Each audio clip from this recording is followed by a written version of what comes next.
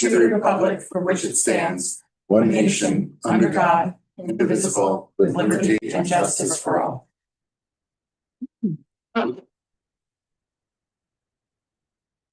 Great. We're going to move into the superintendent's report. Roll call. I'm sorry. Mrs. Charles? Present. Mr. Cohen? Here. Mrs. Gong? Present. Mrs. Kemka? Here. Mrs. Yelisevich? Present. And Mr. Klein? There he is. Mr. Klein is here. We have quorum. Right. Moving on to the superintendent's report. I have running in. Right. Dan, if we could have the PowerPoint up.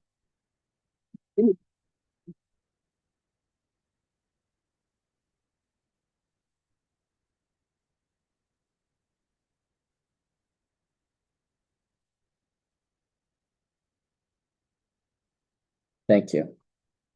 All right, so tonight we're gonna present 26-27 tentative budget, which the board will vote on this evening, which allows us to submit to the county office for their and approval. So some of the budget highlights that we have. Next slide. This year is that we maintain all the programs in place that we currently have in place for the 26-27 school year, with some being delivered differently due to budget constraints. We have all our contractual agreements within the budget. We continue to support our technology and our curriculum, and you'll see when Jess goes over the numbers that we have a decrease in debt service tax levy due to refinancing of our bonds this year. We are using the healthcare adjustment waiver. We're increasing our technology fee by $5, which has never been raised from what we can determine from the inception of charging a fee for insurance. And again, refunding of the school bonds reduces our debt service. Slide. You know, we offer a lot of non-mandated areas in our district. Some of these things look like, you know, everyone should have them, but they're not required under DOE regulations.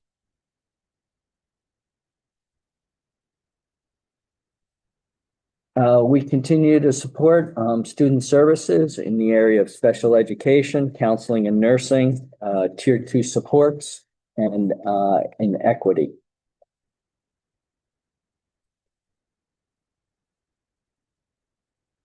This year, we're going to continue our K-6 initiatives, which are already underway, including our word study program, which is going to travel up to the 3rd grade this year. Open SciEd, which is now already working K through 3. We're going to continue that with the 4th and 5th grade.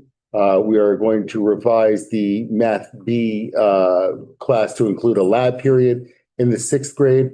And Math in Focus, year 8, we're going to continue it all the way up and finish that out with our 8th grade with Math in Focus continuing right up through high school. It'll be 1st grade through 8th grade starting next year. We've proposed some new courses, and as long as the scheduling allows for it, our AP Business, Personal Finance, Ceramics 3, and then our Schooling in the American Dream and the Child and Adolescent Development, both of which are being done in partnership with TCNJ as dual enrollment courses as part of our teaching and learning pathway. And then we're going to rewrite Energy, Power, and Transportation 1 and 2 this summer. We will continue to offer a robust professional development program, including working on our Livingston Lens instructional framework, our LIVE program, which is our new teacher induction program that lasts not only at the beginning of the summer prior to the start of everyone's return, but we continue that now throughout the school year. And next year, we'll continue it for our 2nd year teachers as well. Livingston U are courses that we offer to teachers for them to select, often taught by our own educators in the district. Building thinking classrooms, we've been doing with our math department and we'll continue to do, where we're talking about vertical learning, and getting more students out of their seats, to make sense-making activities. Open SciEd, as we've said, our universal screener, our word study. We all belong to professional affiliations. And then, of course, we have our state mandated trainings that we've got to do every year. All will continue under this budget.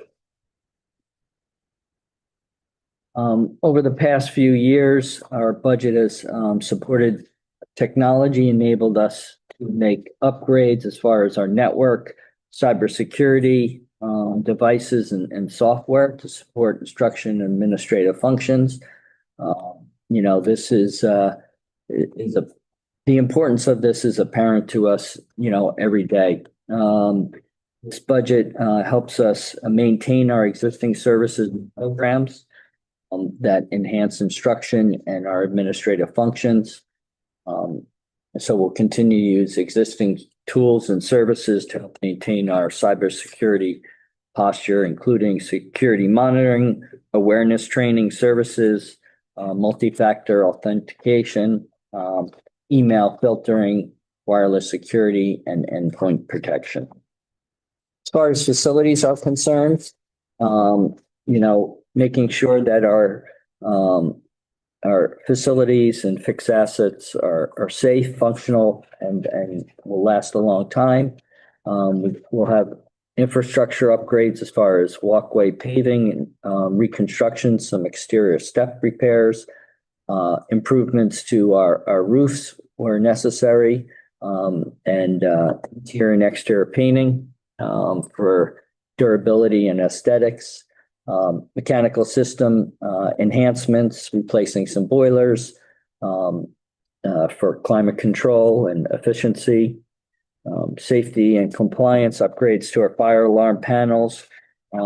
As everything, those also age out, and it's time for us to upgrade the fire alarm panels, which are expandable just in case there's some expansion in the district in the future. And we'll continue to work on a possible facility referendum as we evaluate our needs.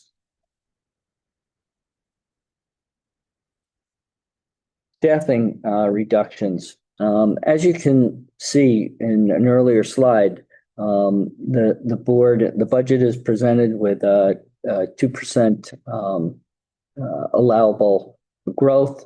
We are using our healthcare waiver, which allows us to grow the budget even further. But even with that, we have reductions in staff. We have 2 administrative reductions. Mark's position as assistant soup will not be replaced, and then we're reducing 1 supervisor.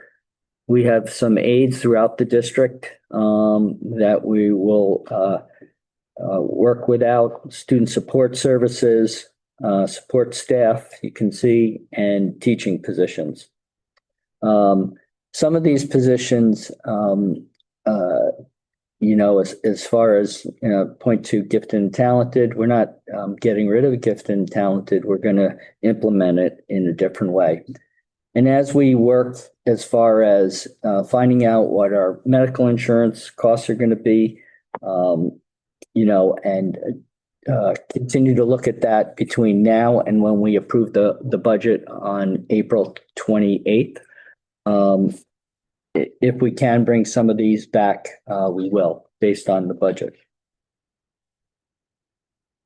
I put this slide together because I think it's important to see where Livingston stands as far as per pupil cost. This is a budgetary per pupil cost that we get from the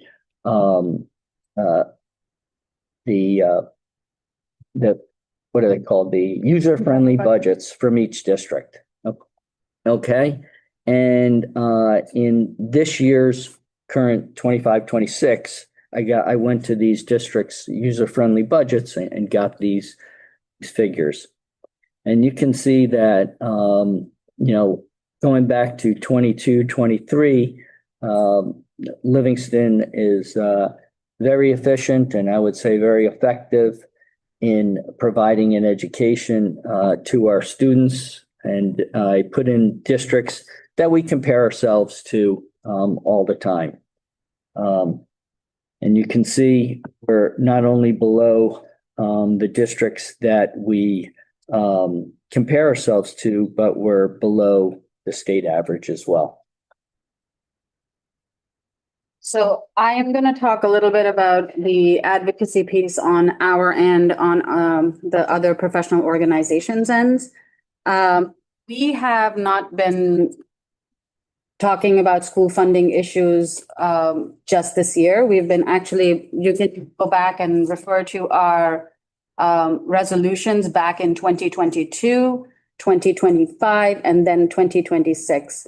We were with the state health benefits plan back in 2022, at which point, because it went up, we actually went back to our broker and we went to a plan which was cheaper. So even though we're not in the state health benefits plan, the current plan that we are in was actually cheaper.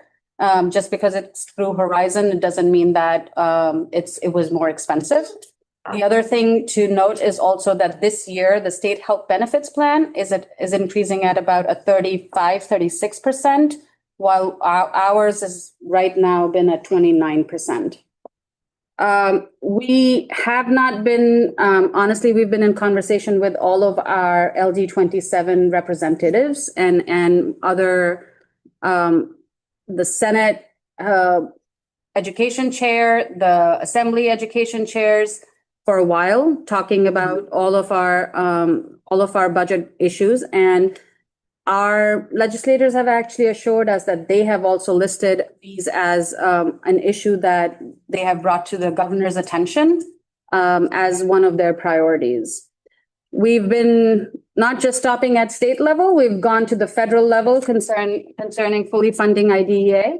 The federal budget right now only supports 11% of IDEA funds for states. We want them to do 40%. That is actually promised. That is not happening. So, for those of you who may be interested in advocacy, your congressional reps are where you may want to go and start talking about this.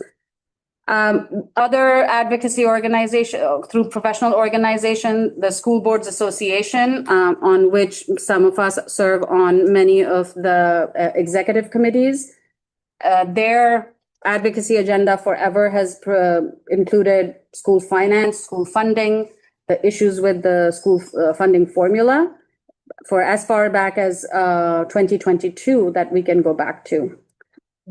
Obviously the Association of School Administrators, the School Business Administrators, I think last time Jess spoke to it and Mark spoke to it, Dan spoke to it, that this is a point of conversation amongst all of the professional organizations for the last couple of years. And this is very well known to everybody at the NJDOE and even at the legislative level. So I just wanted to highlight some of the advocacy work that has gone in through the years. This board has been very proactive. This board has been proactive in making sure that we are good stewards of taxpayer dollar, as well as providing the optimum education that we promise as a school district to provide to each and every child. We can go to the next slide. So state aid came out on March 12th, and Livingston had received a decrease in state aid of $49,237 or 0.52%, which overall was not horrible. We would have preferred not to have any decrease, but in the grand scheme of things, not tremendously bad. Across New Jersey, 30.4% of districts received a decrease or remained flat, and the other 69.6 received an increase in state aid. This chart here shows you where we lost our state aid. The categorical transportation aid is down 17,000. Special education aid is down. The only area that we actually had an increase was in the categorical security aid. This total state aid number at the bottom here, the 49,000, excludes extraordinary aid and debt service aid, but we did budget an increase of extraordinary aid by about $1 million, and debt service aid is decreased by about $147,000, and that's because of the refunding of the bonds. The debt service aid that we get from the state is less because the bond cost is less. Next slide. This is just a revenue history of the general fund. Typically, the tax levy has supported a little over 90% of the general fund revenues. We did dip below that in 23-24, and now as a whole, we are back up to around 90.5%. We have a continuing trend of expenditures increasing at a higher rate than our tax levy is. And we were not initially anticipating having any fund balance this year, but due to an unassigned fund balance of over 10%, we are required, or over 2%. We're not able to hold more than that in the unassigned fund balance. So $950,868 was pushed into the operating budget that was not initially anticipated. This is a much smaller fund balance than the district has historically utilized to balance the budget. However, it's a good number because a good goal is to keep your fund balance around $1 million, because fund balance is very unpredictable. And it's not a guarantee year over year that you'll be able to generate enough fund balance to fill in the gaps in the budget. Even with the usage of the healthcare waiver, the local tax levy will provide 90.5% of the fiscal year 26-27 funding. The next slide shows a little bit of a graph. It shows a graph that indicates the what our current expense has been growth-wise over the past 5 years in relation to the tax levy growth in the past 5 years. And you'll see in 21-22, there was a difference between the tax levy and our current expense of about $7.2 million.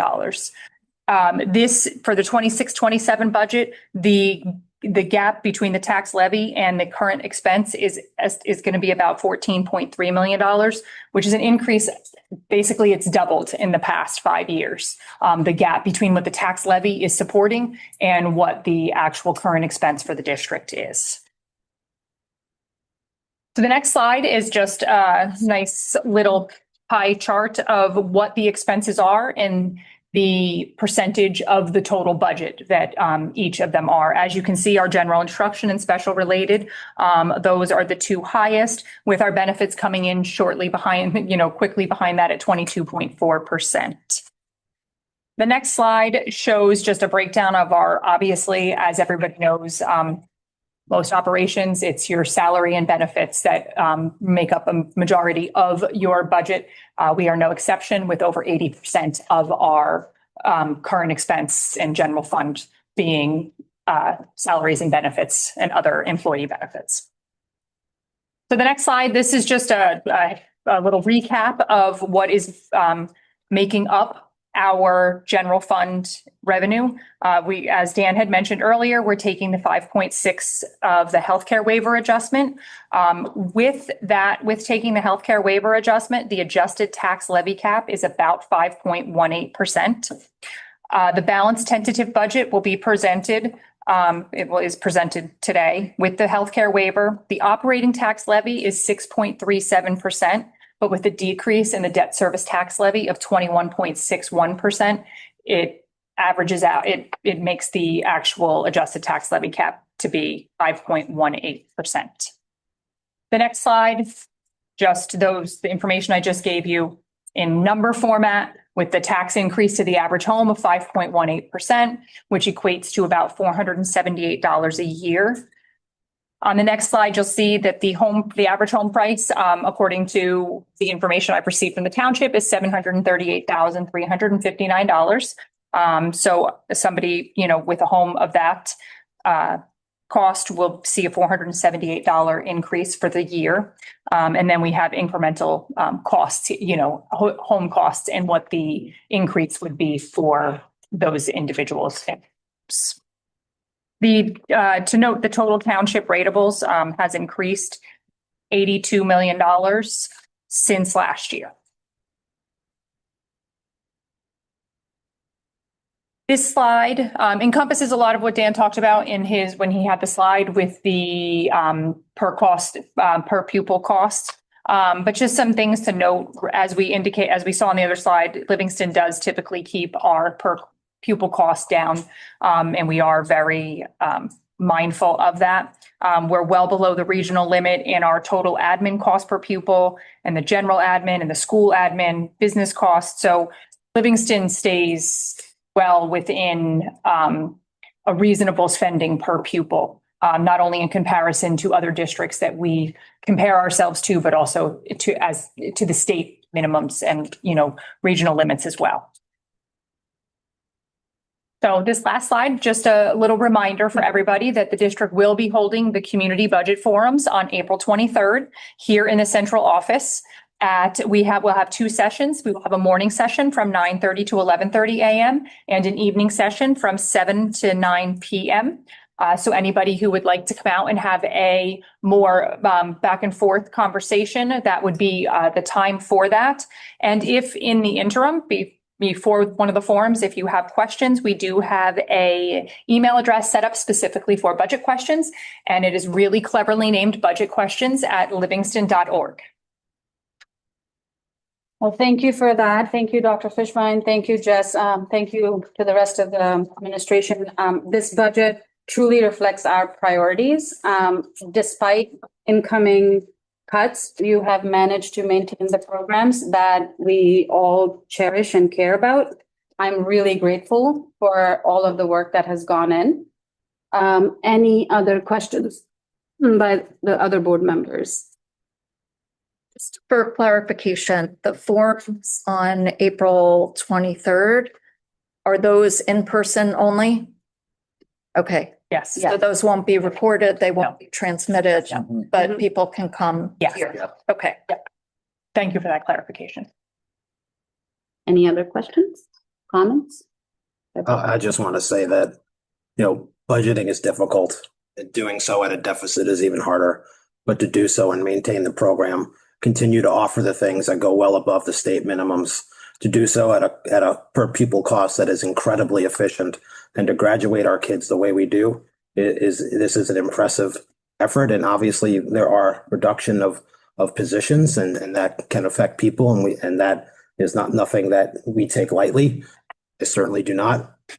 But to Parul's point, being able to stick to our goals for our students is, and do so in the face of this challenge, I am extremely grateful for, and I am certain that the community will be as well. I think if you look at the headlines, you're starting to see the districts, as they present their tentative budgets, show that I don't know any of my colleagues that isn't in a position where they're going to have to cut staff, and some in worse. There are many school districts also who are already going into second questions. Yep. Massive cuts coming, $10 million, $11 million. Some of our neighboring schools, actually. You were saying something, Kim. Yeah. It's concerning, not just for the next school year, but also for the next budget period. And what I'm hoping is that as the state sees the realities that some of the school districts are facing, and many of them neighboring districts and across the state, very well-run school districts were doing things right. And we still can't support the increase in expenses we have against the aid that we get, as much as we appreciate what we. So I remain concerned. I appreciate all of the thoughtfulness with which you approach this budget. And I look forward to continuing to advocate. I think that was an important slide that you shared, because we have been regularly speaking out on this issue, not just during this period when everybody's been talking about the fiscal cliff, but also many years ago when we had cuts where we only had, I think, not even 2 weeks to make them before finalizing budget. So I appreciate, from knowing as a parent then, how difficult that is.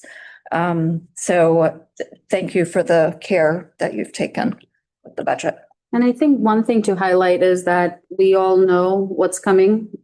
We know the deficit that's coming. And right after this budget season is over, I can guarantee that we're all going to be in conversation about the upcoming budget already. So I think, the community can be at peace knowing that we are already having those discussions. We just need to get through this budget season. And after that, there's a lot of discussion to be had about how to approach the upcoming fiscal deficit that's heading our way. So with that, any other comments, questions from the board? Yeah. I just want to say, to tap on that, I was sitting on the webinar this morning. It is by the NJSBA. They're talking about the school funding updates, especially the education highlights of the proposed fiscal year 2027 budget, state budget. It is much more promising. And I think that has everything to do with all the advocacy work through all the organizations. Clearly, the formula or whatever the census doesn't really work. It couldn't even support itself. This is just not the reality we're taking in. So from what I heard from the webinar, the new government, they have all these transitional work team, special educations, all that.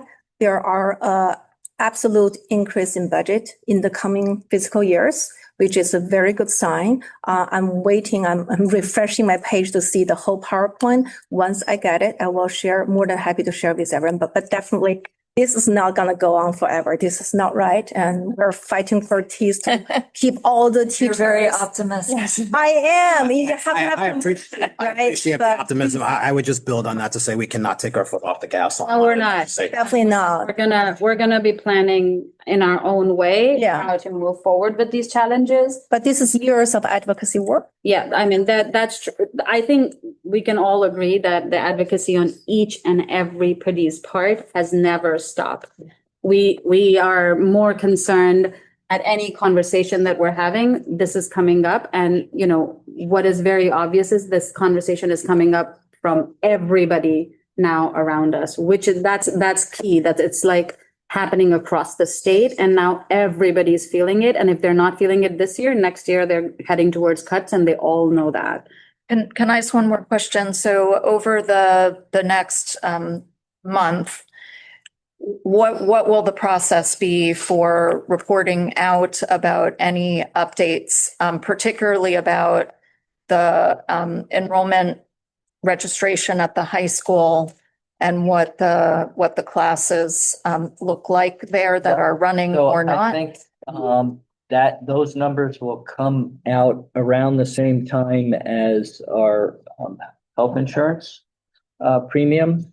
I believe we have a meeting with the high school administration like the third week in April. It's earlier. I think it's like Okay. the second week of Second April. So, we will report out at that time. As soon as we know about the health insurance, we're going to inform the board, and next public meeting, we'll Right. inform the Yep. public and be able to explain what that means. And possibly, what positions, if everything goes well, we can Mhm. bring back. Thank you. Thank you. Any other comments? All right, can I have a motion Every motion. to approve the budget? Are you going to do that now? We're moving. Yeah, do it both. Yeah, approve that now, yeah? No more comments, right? Anyone? No more comments? Mr. Don't we?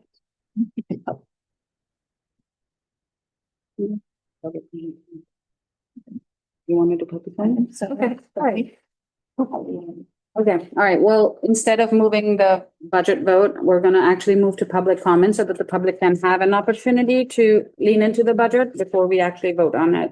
So the Rule- Student first and then public. Okay. Go ahead. Yeah. Everybody's just like, no, do this, do You're that. on do the this. huts. I was just gonna talk about how this upcoming week, or the current week that we're in, specifically for seniors, it's like the final college decisions are releasing in the next few days. So tensions are definitely high, but everyone's super excited. I'm super excited to see where everyone gets into. And as May 1st rolls around, everyone's going to start committing to college by then. So it's going to be super exciting. And then I'm super excited for spring break. And so is everyone I've talked to as well. So We're going to miss you. But You have a few months. Yeah. that's true. Yeah. yeah. Next. Should I do anything else now? We're gonna move to public comment. The rules for public comment are on the podium. It is going to be 3 minutes. We are gonna cap it at 3 minutes. And all the other things are posted there. Please identify yourself and your town. Neil Oshinsky, Livingston. Thank you. First off, I want to say thank you. I feel like this was finally the meeting where we were seeing information that I've been asking for the last several weeks. So thank you. Talk to you. I'm a Michigan alum. I hope you're going to Michigan. We're playing really well in March Madness right now. But if anyone wants to know about Ann Arbor, Michigan, I love Michigan and everything about it. I just want to bring up a few things that I'm still thinking about as we sit here. 40 teachers is still too many teachers to cut. It's 40 more than we should be cutting. As I sit here, still a tax-paying citizen, I'm still questioning how are we going to get the answers and the fundamental questions to you, the board, to start making decisions about the fiscal cliff. This is a midterm election. There's going to be a lot of voters that come out in November. Ms. Rapp, I appreciate the graph that you showed, but what I wish that you would have showed is if you had included everything that you wanted to include, what would that number have been? What would that estimated budget number have been? And what is that gap that ultimately then the board, you can parse out into budget questions come November so that you can start getting some feedback from the electorate as we head into the fiscal cliff to understand what's going to happen next year. But use this as a learning opportunity from us. There's going to be a lot of voters that are going to show up. There's going to be a lot of voters that are going to be making decisions. Parse your decisions to get your budget questions into the November budget vote so that you can get as much feedback from the electorate as possible. And separately, I've now sat through several of these meetings. In old business, we haven't mentioned back the moving of the school budget back to April. I know it was discussed in January. It came to a consideration discussion on January 21st, but it still hasn't come back as old business for you to vote on. What I'd ask is someone bring that back up for old business, rediscuss that, because if we are talking about a fiscal cliff that's coming, we should be prepared and not have the board attorney come in and tell us you can't make a decision this close to the budget, especially if you have the opportunity to get that feedback from the electorate during the midterm elections that you can then apply to ultimately a budget question in April.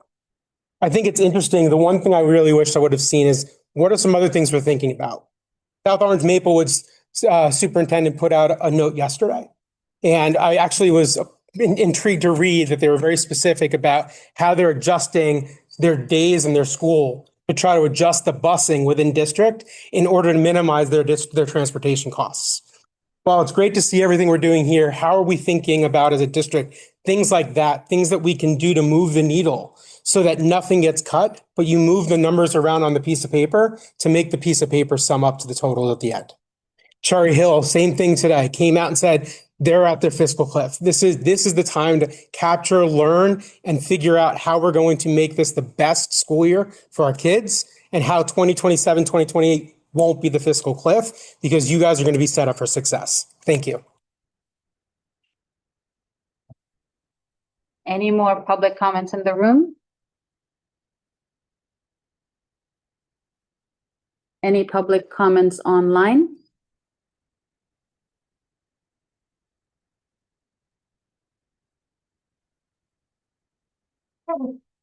Ms. Barak, we can hear you. Can you hear me now? Yes.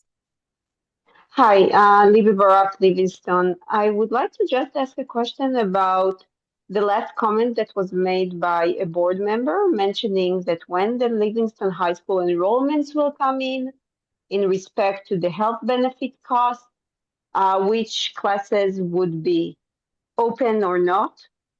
It's an interesting connection between benefits and high school classes that I don't think was visible on the minutes or the agenda. And I would just appreciate transparency in terms of what are the considerations and which courses are listed or not? How do you calculate which ones should be opened or not? And also the 40 teachers, it's been circulating on Facebook, but I haven't seen any transparency about how the selection process worked, who are those teachers, and what consideration went into play. I think it would be better to have transparency on these issues because we are the parents of the children who go to school. If it is public somewhere, hidden somewhere, then I would appreciate just knowing where it is. Thank you. So I can address some things in that comment. One, there is no connection between the enrollment in classes in the high school and when we're going to get our premium number for medical insurance. It's just coincidental that it's around the same time. As far as teachers and selection of cuts, as you saw in the presentation at this time, we were able to do 12 positions through attrition, whether retirements or resignations. And the rest, we have to follow the New Jersey code in that. Non-tenured teachers are what they say, the last in and the first out. Unfortunately, that's what we have to go by. I also want to just point out that the 40 positions, they're not all teaching positions. We have, there is staff, there is administrative support, there is student support staff. That's very different from educators who are facing the students in the classroom. So you can all see this. These slides will be posted on the website. And there is complete transparency on which are the positions. It is about the positions that are going to go away. Mhm. Any more questions online?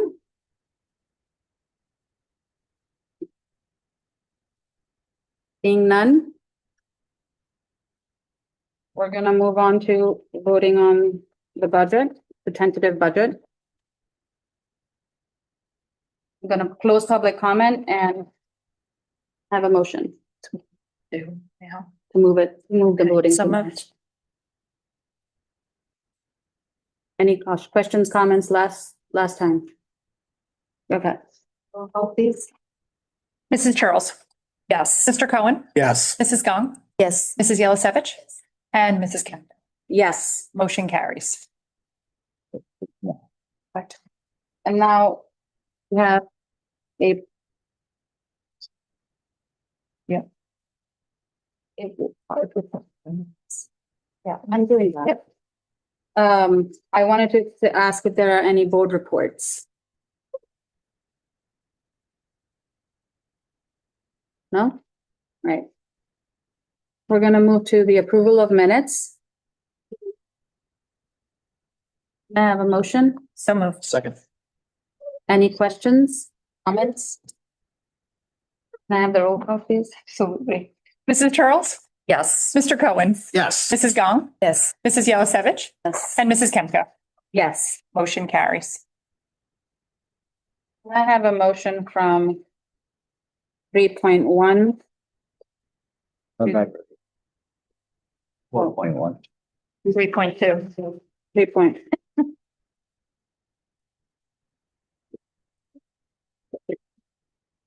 Can I have a motion from 3.2 to 3.4? So moved. Any questions, concerns? Roll call? Mrs. Charles, Yes. Mr. Cohen, Yes. Mrs. Gong, Yes. Mrs. Yelisevich, and Mrs. Kemka. Yes. Motion carries. Can I have a motion on 4.1 to the walk-in item 4.3? So moved. Second. Any questions, concerns? Mrs. Charles, Yes. Mr. Cohen, Yes. Mrs. Gong, Yes. Mrs. Yelisevich, Yes. and Mrs. Kemka. Yes. Motion carries. Can I have a motion on 5.1, please? So moved. Second. Any questions, concerns? Roll call. Charles, Yes. Cohen, Yes. Mrs. Gong, Yes. Mrs. Yalasevich. Yes. And Mrs. Kemka. Yes. Motion carries. Any matters of old business? Any matters of new business? Can I have a motion to adjourn, please? So move. Second. All in favor? Aye. Aye. Meeting is adjourned.